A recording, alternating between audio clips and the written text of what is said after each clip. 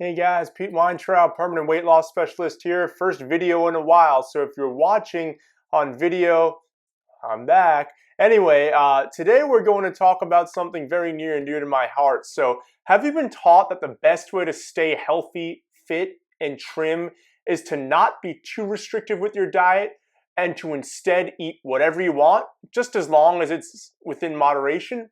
I call bull. So, we're going to listen on and find out why.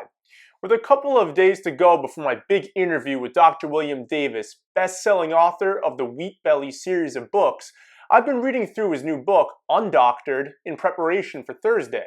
Dr. Davis goes into vivid detail on why certain aspects of the Western diet are not conducive to health or to weight loss, and why our dietary guidelines for the past 60 years, that's 60 years, have done a lot more harm than good to both the public's health and to the public's collective waistline. One of the tenets he harks on that I 100% agree with is the notion that it's okay to eat sugar, grains, and processed foods, provided you do so in moderation.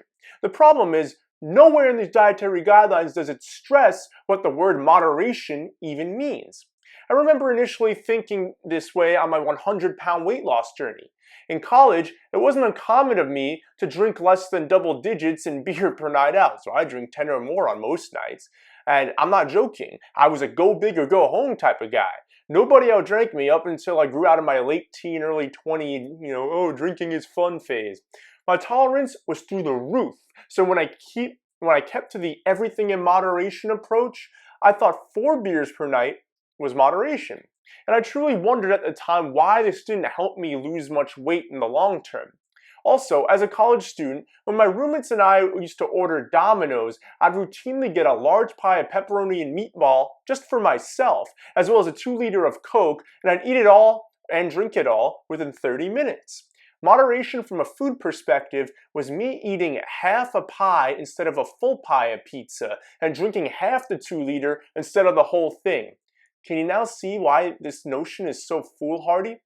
Foods high in sugar stimulate a process called the insulin resistance cycle, where our blood sugars will spike immensely, leading to fat storage, brain fog, and the inevitable blood sugar drop within an hour or two.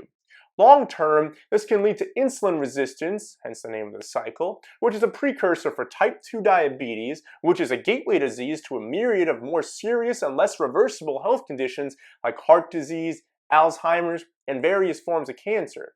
Grains, another common staple in the Western diet, have no nutritional value, are inflammatory, and have been linked to quite a few health issues additionally. And don't even get me started on the issues with processed foods that contain things like artificial sweeteners, food coloring, you get it.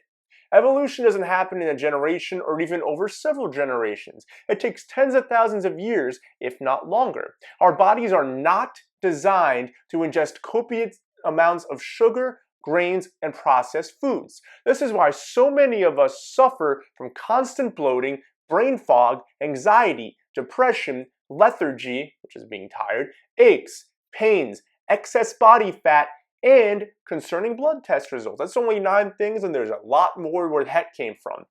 Moderation for you isn't moderation for me, which isn't moderation for your best friend. Moderation means different things for different people, and while eating less crap can certainly have a positive effect on both your health and your weight short term, constantly bombarding your body with toxins is not the way to go about permanently changing your health and your weight situations for the better.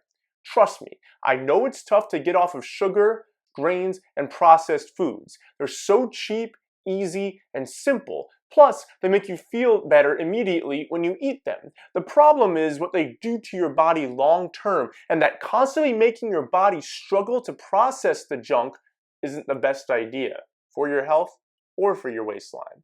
Until tomorrow.